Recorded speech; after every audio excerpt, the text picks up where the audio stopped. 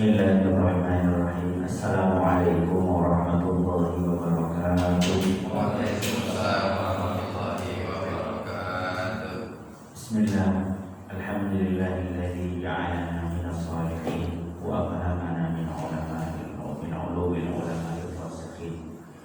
Wassalatu wassalamu ala man nasaba dinuhu wa diyana al-kafarati wa talihin. Asyhadu an la ilaha illallah wahdahu la syarika lah. Wa asyhadu anna sayyidana Muhammadan abduhu wa rasuluhu amma ba'd. Yang sama-sama kita menghormati jajaran pengurus DKM Masjid As-Sakinah, yang saya hormati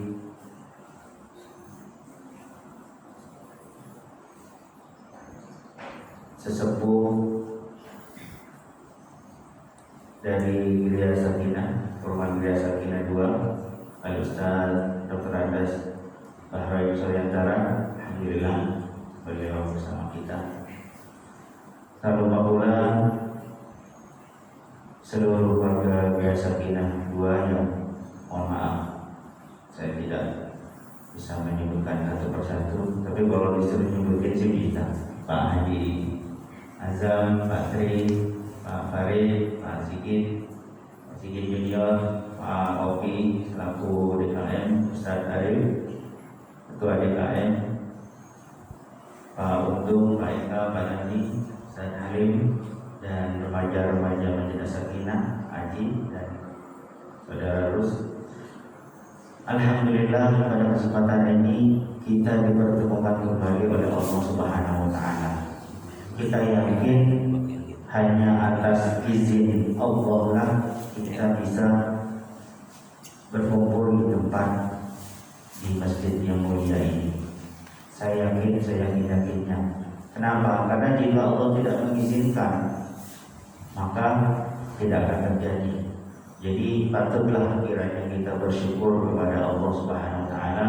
Kita diberi nikmat sehat, nikmat yang terutama adalah nikmat iman dan Islam, sehingga kita bisa menjalankan ibadah sehari-hari.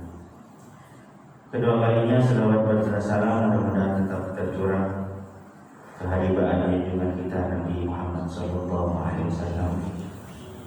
seorang pejuang, seorang qudwah, uswah, panutan yang kita harapkan syafaatnya kelak di hari kiamat. Hadirin jamaah kajian Ahad subuh yang Allah muliakan. Pada pertemuan pertama kita membahas kitab Riyadhus Shalihin bab ikhlas. Sekarang kita menginjak bab kedua, yaitu tentang at-taubah atau taubat. Ini sebetulnya jika membahas tentang taubat, yang lebih panjang pembahasannya adalah ada di kitab Ihya Ulumuddin. Itu sangat panjang lebar sekali. Namun karena kajian kita kitab Riyadhus Shalihin, maka referensi yang akan kita gunakan yang utama adalah Riyadhus Shalihin. Terus kita juga akan menyinggung sedikit dari kitab-kitab yang lain juga. Hadirin yang Allah muliakan, jika kita berbicara tentang taubat, maka yang terbersit dalam benak kita adalah satu kata, yaitu dosa. Sekali lagi, yang terbersit dalam benak kita adalah dosa atau kekhilafan atau apalah redaksinya, itu yang jelas kekeliruan yang sudah kita lakukan.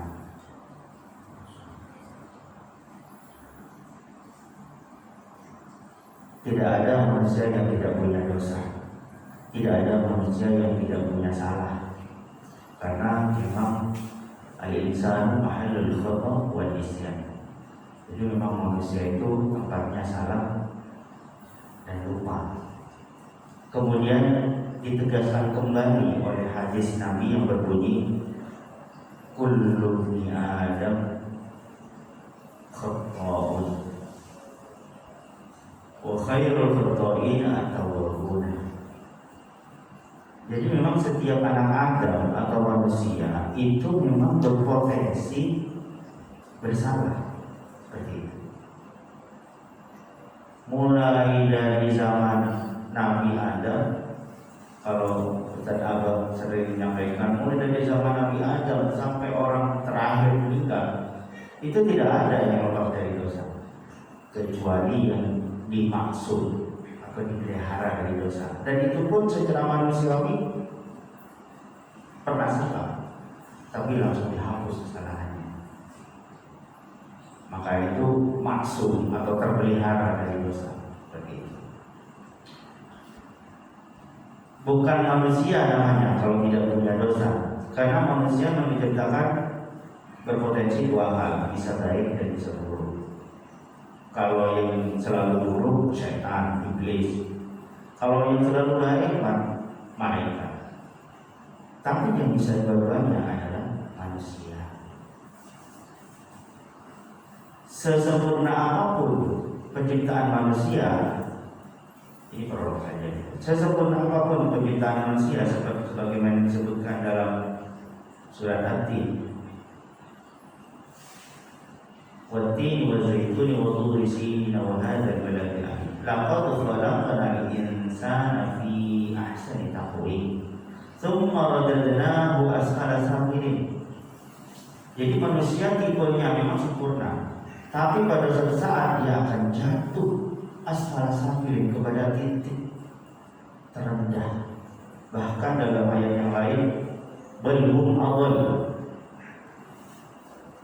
hum kal an'ami belum awal, itu seperti hewan, bahkan lebih daripada hewan, lebih sesat daripada hewan, itu yang manusia. Nah sekarang kita mencoba untuk koreksi diri.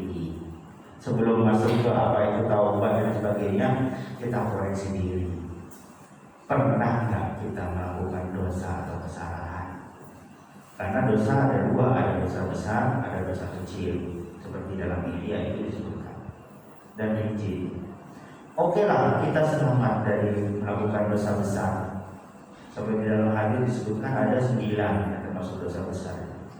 Di antaranya membunuh, kemudian syirik dan sebagainya. Oke lah, kita terlepas dari itu. Tapi dari dosa-dosa kecil apa kita bisa terlepas? Kita bisa mengintrospeksi diri sendiri, dan itulah titik balik dari kita melaksanakan taubat. Kita baru akan masuk ke pembahasan bahwa tiba-tiba di dalam kitab yang Shalihin ini langsung menyebutkan Bismillahirrahmanirrahim.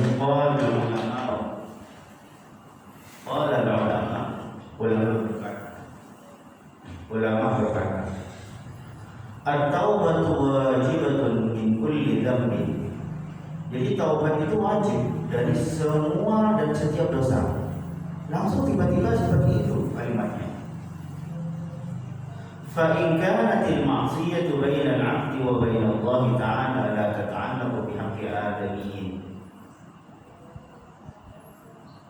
Apalagi jika dosa itu atau maksiat itu berkaitan dengan hamba dan Tuhannya. Seperti contohnya apa? Lalai melakukan kewajiban, itu dosa. Nah, nanti pada akhirnya nanti ada taubat versi banyak versi. Jadi taubat terbagi 3 itu nanti. Nah, kemudian falaha salasatu syurutin. Nah, taubatnya orang yang bermaksiat kepada Allah menurut kitab Riyadhus Shalihin adalah syarat rukunnya itu ada 3. Ahaduha, pertama, an yuqli'a 'anil maksiyati, stop dari melakukan maksiat itu. Contohnya, mohon maaf, yang biasa hidupnya, misalkan zaman dulu biasa meminum khamr dan sebagainya, maka taubatnya adalah stop. Watsani an yandama ala fi'liha. Yang kedua adalah menyesal atas perbuatannya itu. Jadi kalau udah stop baru menyesal. Karena dalam hadis disebutkan an-nadamu taubatul. Jadi menyesal itu sudah taubat disebut. Nah, ini syarat yang kedua. Yang ketiga, watsalitsu an ya'zima alla ya'uda ilaiha abadan. Yang ketiga adalah berazam. Azam itu artinya keinginan yang kuat. Jadi apapun yang dia inginkan harus terpenuhi. Nah, ini kita manfaatkan untuk keinginan kuat itu tidak kembali lagi melaksanakan perbuatan dosa tersebut. Itu syarat, 3 syarat dari taubat kepada Allah. Fa in fuqida ahadus thalathati lam tasihhu taubatuhu. Jika satu saja dari syarat tersebut tidak terpenuhi, maka tidak sah taubatnya. Misalkan dia menyesal banget. Kemudian dia berjanji tidak akan mengulangi perbuatan itu lagi. Tapi dia tidak stop. Dia terus melakukan, tapi menyesal. Taubatnya belum dikatakan sah. Nah, ini bagi yang berkaitan dengan Allah. Wa in kanat al-ma'siyatu tata'allaqu bi adamiyyin. Jika perbuatan dosa dan kemaksiatan itu berhubungan dengan manusia. Nah, ini uniknya dalam bahasa Arab itu menggunakan kata adamiyin itu bermakna adalah manusia. Ini menekankan bahwa diambil dari kata Nabi Adam. Adamiyin bangsa Adam, berarti anak cucu keturunan Adam, ya manusia itu sendiri. Kenapa kok tidak menggunakan insan, anas dan sebagainya? Itu pembahasan bahasa itu. Tapi yang jelas mau anas mau insan itu termasuk, itu lebih cenderung ke sifat ya. Kalau anas, insan itu penyebutan itu cenderung pada sifat. Tapi kalau adami memang bangsa anak itu Adam. Jadi ada taukid, ada penekanan di situ. Fasyurutuha arba'atun, nambah lagi, bukan 3 lagi yang berkaitan dengan manusia. Fasyurutuha arba'atun, hadhihi thalathatu an yubra min haqqi sahibiha. Salah satunya yang 3 tadi ditambah 1 lagi, yaitu harus membebaskan dirinya dari dosa yang sudah dilakukan kepada manusia itu. Contohnya, mohon maaf, kita sama-sama mengoreksi diri. Misalkan kita pernah berpikiran buruk sama si A, kita pernah membicarakannya di luar, maka sebagai seorang yang bertobat betul-betul, maka harus membebaskan itu semua. Karena itu ranahnya hati di situ. Selama masih ada jengkel kepada manusia, berarti hatinya masih kotor, masih ada noda. Bagaimana membersihkannya? Harus didatangi orangnya dan mohon keikhlasannya untuk memaafkan, membebaskan dari pikiran-pikiran buruk dan sebagainya. Bisa dengan cara minta maaf, jelaskan dengan gambar, dan berniat untuk memperbaiki kesalahan kita. Itulah taubat.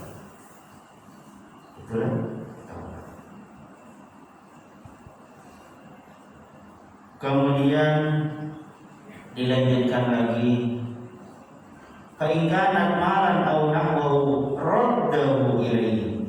Jika berkaitan dengan harta, maka kembalikan harta itu. Wa in kana hadda qadfin wa nahwahu makanahu minhu. Jika berkaitan dengan tuduhan, kalau di sini bahasanya qadaf itu adalah, maaf ya, menuduh melakukan perzinahan, menuduh di sini. Tapi secara umum itu secara khusus, tapi secara umum menuduh apapun kepada orang itu sebuah kesalahan tanpa bukti yang betul. Aw talaba 'afwahu wa in kana ghibatan istahallahu minhu. Nah, ini yang tadi disebutkan. Kalau terlanjur membicarakan orang maka halalkan. Maksudnya apa? Hapuslah. Karena secara tidak langsung pasti orang yang dibicarakan itu akan sakit. Hapuslah sakit itu, minta maaf. Wa yajibu an yatuba min jami'id dhunubi, dan harus bertaubat dari semua dosa-dosa itu. Fa in taba min ba'diha sahhat taubatuhu. Jika dosanya banyak, macam-macam dosanya banyak, satu saja yang ditaubati, maka dosa itu sah taubatnya dengan syarat yang tadi itu. Terus dosa yang lain bagaimana? Ya taubat juga. Maksudnya taubat yang satu itu tetap sah. Tinggal mentaubati dosa-dosa yang lain. Ini menurut sebagian ahli hak atau sebagian ulama. Apa dalil dari bertaubat ini? Wa qad dhaharat dalailul kitabi was sunnati wal ijma'i ummati ala wujubi taubah. Banyak dalil-dalil dari Al-Quran dan Sunnah maupun ijma' tentang kewajiban taubat ini. Kita sering baca kalau imam baca A'udzubillahi minasyaitonir rajim. Wa tubu ila Allahi jami'an ayyuhal mu'minun la'allakum tuflihun. Dalam kaidah fikih, al-amru lil wujub. Kalau ada perintah maka itu menunjukkan perintah. Di sini kalimatnya adalah fi'il amr, tubu, taubatlah. Nah, di sini para ulama mengambil kesimpulan bahwa taubat itu wajib. Atau istaghfiru rabbakum tsumma tubu ilaihi, di ayat yang lain disebutkan seperti itu. Atau ada juga ayat yang lainnya, ayyuhalladzina amanu tubu ilallahi taubatan nasuha. Ini lebih jelas lagi. Wahai orang-orang yang beriman, taubatlah kalian kepada Allah dengan taubatan nasuha, taubat yang sebenar-benarnya. Itu dari ayat Al-Qur'annya. Jika dilihat dari hadis, maka ada riwayat dari Abu Hurairah radhiyallahu anhu, qala sami'tu Rasulullah sallallahu alaihi wasallam yaqul, wallahi inni la astaghfirullah wa atubu ilaihi fil yaumi aktsara min 70 marrah. Ini sudah umum hadis ini dan sahih, ada di riwayat Sahih Bukhari. Wallahi, sampai mengatakan wallahi Nabi.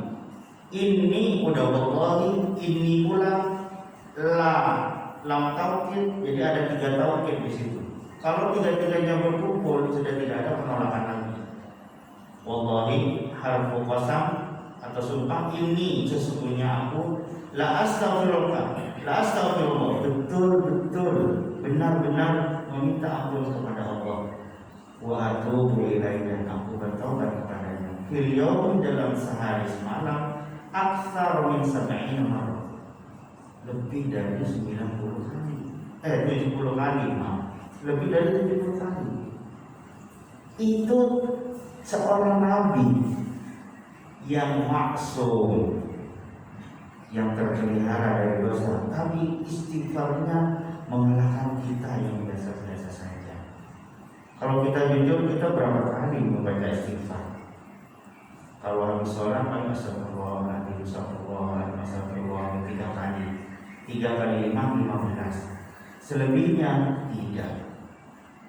Kalau mau jujur, tapi Nabi memang 70 kali beristighfar. Artinya apa? Tingkat kebutuhan bertaubatnya kok malah tinggian Nabi daripada kita. Nah, itu sekilas dari kitab Riyadhus Shalihin. Kemudian tambahan lain, kita harus menyisir kembali bahwa seperti yang tadi kami sampaikan di muka, bahwa taubat ini adalah terkait dengan dosa dan kesalahan kita. Nah, untuk lebih jauh memahami tentang taubat itu, Di sini ada beberapa definisi secara bahasa berasal dari kata taba, yaitu taubatan, artinya pulang atau kembali. Maksudnya adalah kembali dari yang dilarang Allah menuju hal-hal yang dibolehkan oleh Allah. Pada dasarnya seperti itu. Banyak sekali menurut pendapat ahli, seperti menurut Imam Al-Asfahani misalkan, beliau mendefinisikan taubat itu merupakan upaya meninggalkan perbuatan dosa dengan cara yang baik, meninggalkan perbuatan dosa menuju perbuatan yang baik. Dengan cara apa? Dengan cara penyesalan dengan sebenar-benarnya. Itu menurut Imam Al-Asfahani.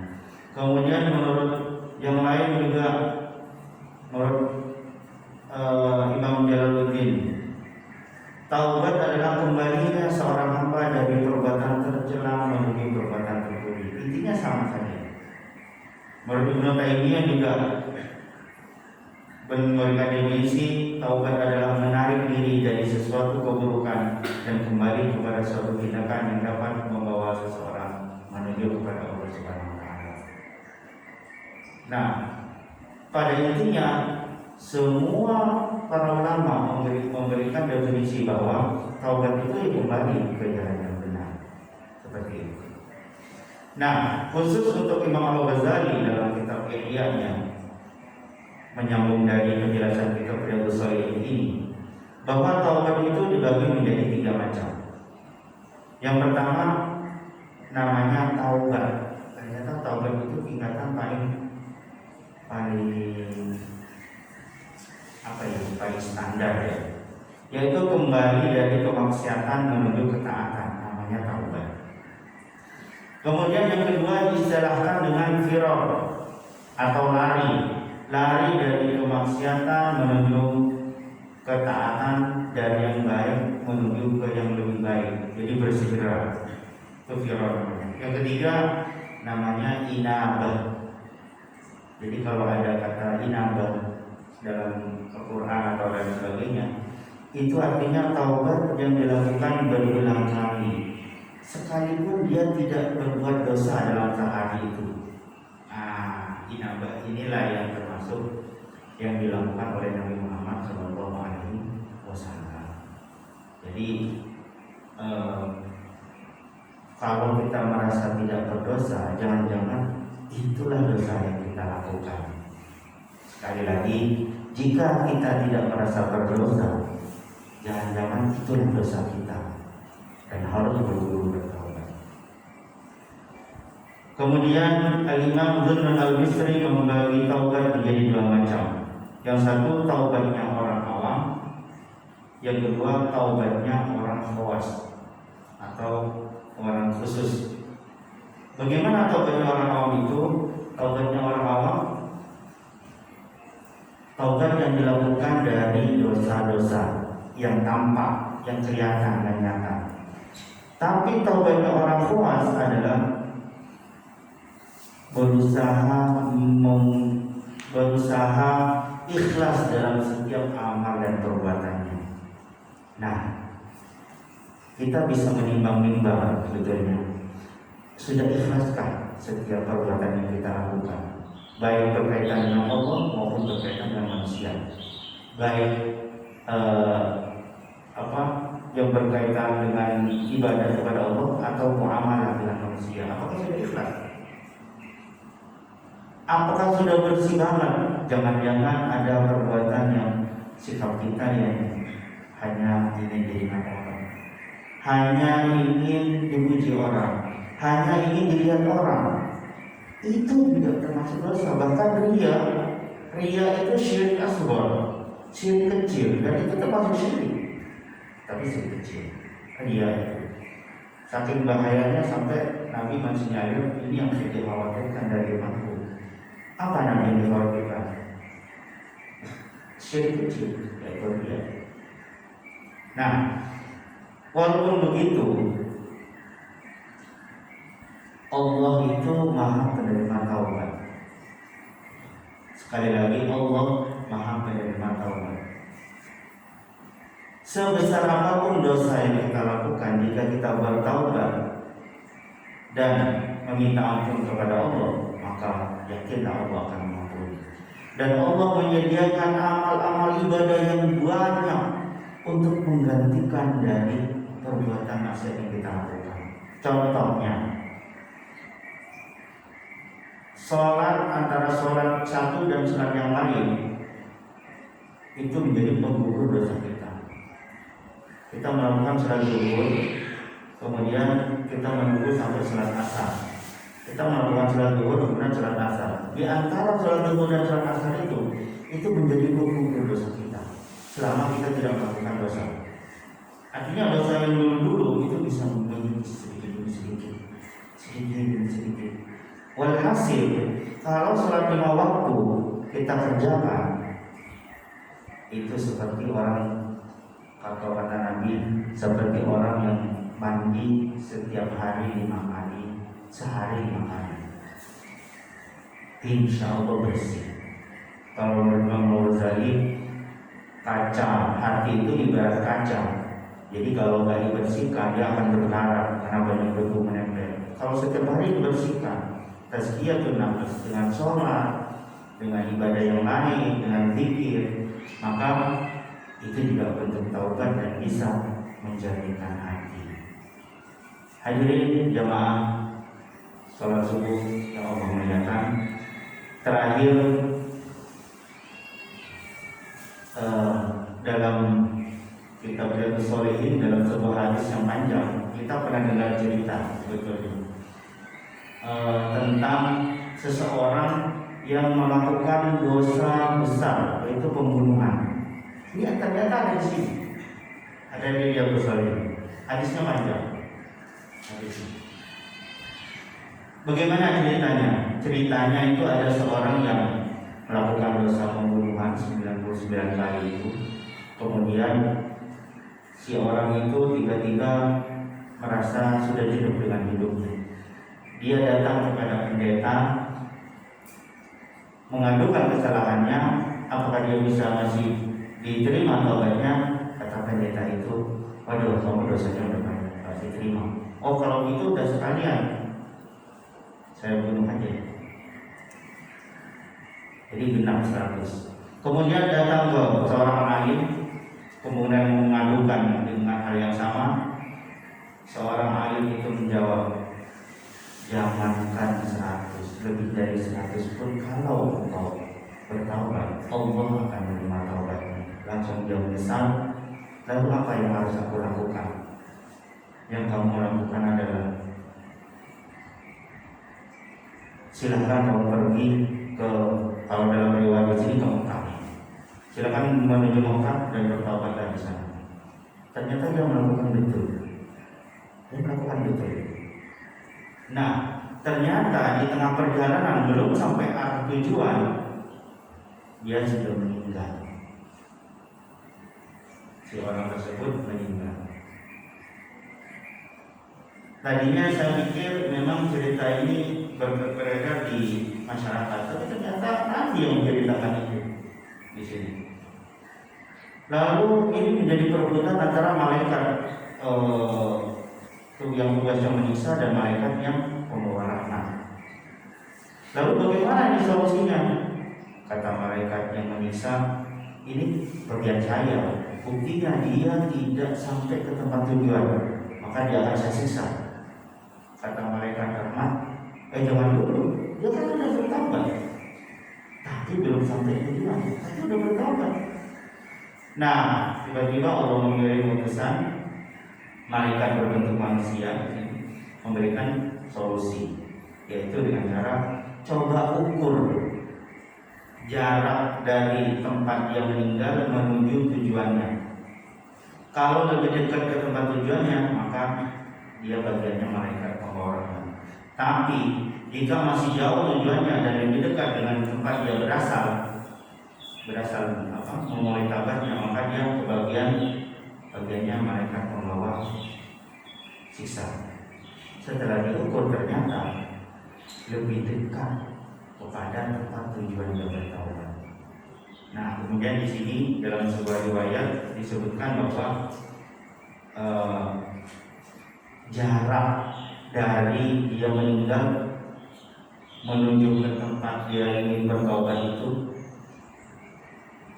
1 jengkal, hanya 1 jengkal setelah diukur. Subhanallah.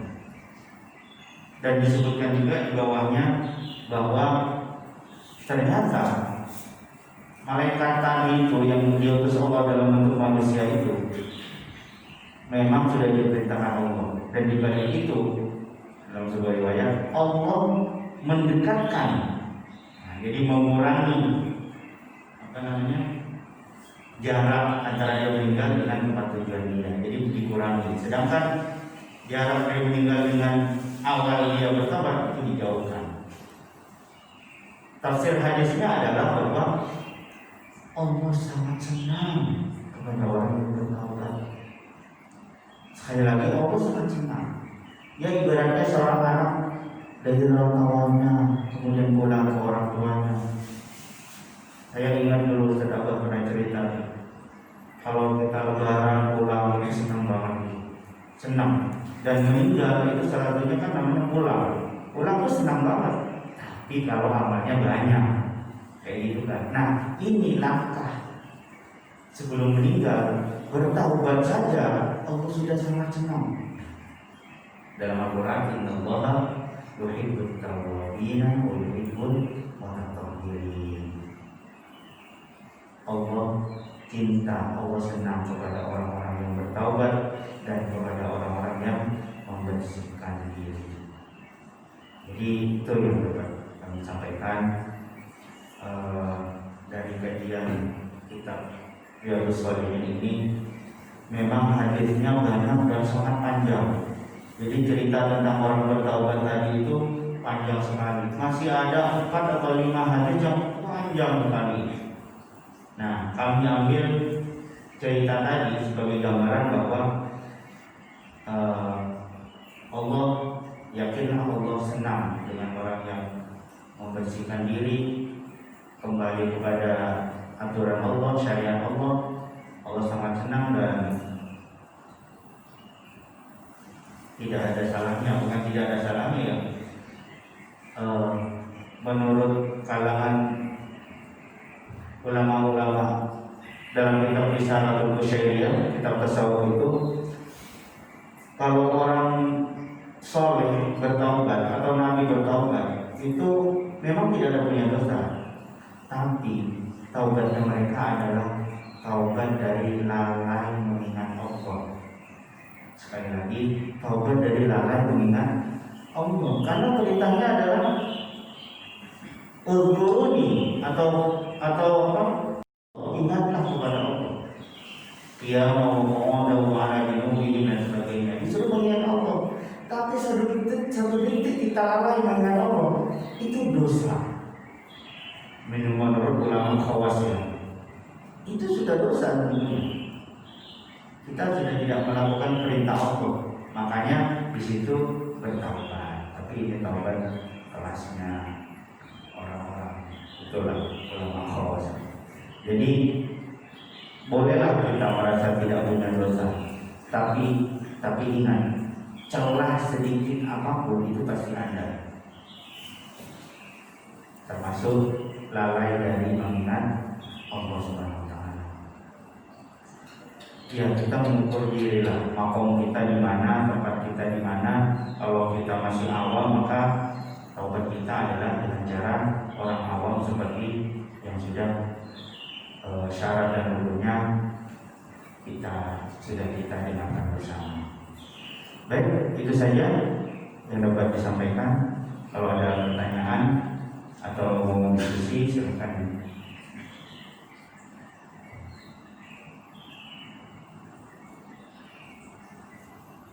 Dibuka forum diskusi yang kita tidak ini tawassul bil haqq wa tawassul bis sabr. saling nasihati, saling mengingatkan. Tidak ada menggurui, tidak ada. Karena bagaimanapun kami pribadi, saya sendiri, masya Allah, kalau menghitung-hitung mungkin nggak pantas untuk membahas tentang taubat ini. Sekali lagi, tidak pantas untuk membahas taubat ini karena dosanya itu. Sekali lagi, karena dosa yang baik. Jadi pada momen kesempatan ini, sebagai langkah awal untuk kita bertaubat adalah kita ikhlaskan hati kita masing-masing kepada sesama manusia, kepada sesama warga, untuk sama-sama menghalalkan dan mengikhlaskan kalau kita pernah berbuat kesalahan. Karena itu kunci taubatnya itu, memulai taubat itu, dan start dari melakukan semua, sekali lagi start dari melakukan semua ibadah dalam kitab Risalah Busyairiyah adalah taubat. Seperti itu. Bahkan sampai tingkat yang ekstrim ada namanya sholat taubat. Terkadang ya, jadi ada sholat taubat di situ, mandi seperti orang mandi besar, kemudian ada sholat taubat dan baca istighfar banyak-banyaknya. Makanya kalau rumusnya bertaubat adalah tidak ada dosa besar jika kita sering mengucapkan istighfar, dan tidak ada dosa dan tidak ada dosa besar kalau kita la kabiru tabil istighfar la sagiru tabil israr. Kalau dosa besar itu diistighfarkan, insya Allah itu akan diampuni. Tapi dosa kecil yang kita lakukan setiap hari itu bisa jadi dosa besar. Nah, sekali lagi, dosa kecil yang kita lakukan setiap hari itu akan menjadi dosa besar bagi kita. Dan dosa besar yang kita istighfari akan menghapus dosa itu. Itu rumusnya. Jadi sekali lagi, dosa kecil itu contohnya ya kita berkata kotor, kita berburuk sangka. Jangankan melakukan kesalahan, diem aja kita dianggap salah sama orang. Diem belum ada, apalagi berbicara. Jadi melalui momen yang sangat mulia ini, saya pribadi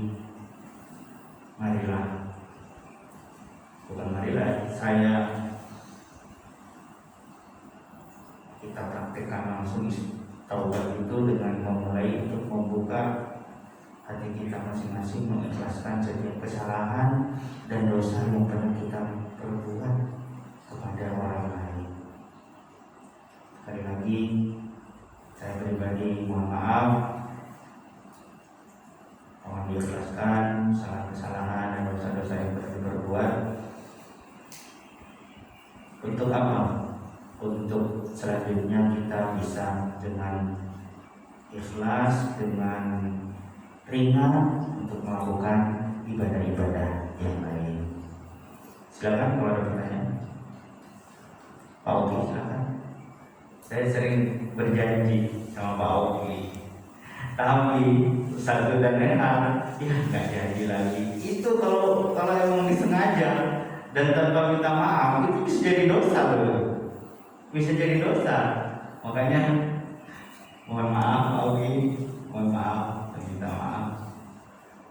Ya, tidak ada. Kalau kita sempat ada waktu itu enggak, ya pasti kita tepati jadi. Tapi kalau ada uzur, nah itu apa namanya, persoalan lain. Silakan Ustaz Azam, Santri, Ustaz Azam silakan menambahkan boleh. Gitu. Baik, itu saja yang dapat kita bahas. Untuk selanjutnya nanti kita berpindah kepada bab 3, yaitu tentang asid atau kejujuran. Mohon maaf atas segala kekurangan.